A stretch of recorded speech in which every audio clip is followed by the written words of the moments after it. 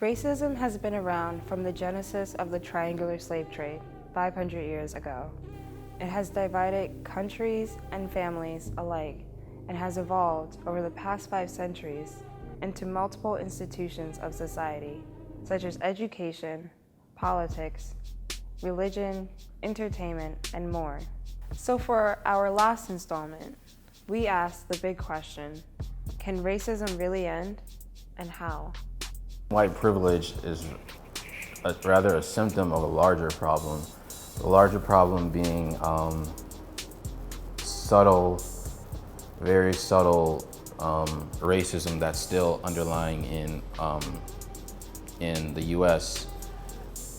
And how to solve racism is a problem that's been perplexing African Americans and whites for centuries. Honestly, the way I've always thought racism would end would be if the whole world ended, because you had to have a revelation occur. You know what I'm saying? 2015, bruh. We got all different types of people in our country now, from every race you can think of. So it's just like, why still be that way? Why can't we all just get it together, really? Because I know with what was happening, like with all the shootings and stuff, it caused me to like look at white people different. Racism is I feel like word of mouth. I feel like it's just been passed down from generations to generations and infested into people's minds and by their grandpa or whatever, that like, oh, you black people are gross or Indian people are this, like anyone of color, they're dirty or they're beneath you, whatever. It's like a word of mouth thing. And it's very, very it's like very subliminal now. Prior experiences or events tail into what you see in somebody, you know? So if you had a bad experience with a black person or a Latino person or a Muslim person, or you've seen something that hurt you, you're still harboring that, you know?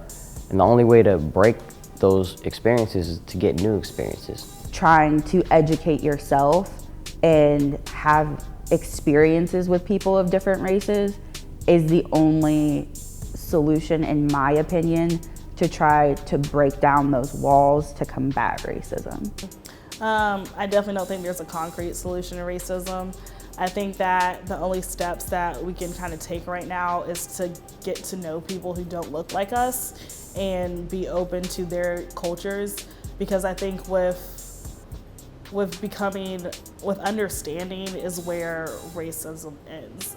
I feel like if you know me as a person, how could you not like me? Like, and I hate to say it like that, but I'm like, there are so many beautiful things about the black race in general. I think we are an amazing people, and I don't understand how people can just look at us and say, oh, I hate this person because of their skin color, if you really know that person. I think the cure is this process of talking about it and being open to hearing different perspectives is the cure itself. It's just that, because I think that will give us more interesting ideas and concepts and ways of thinking than a blanket cure is this process of just talking about it.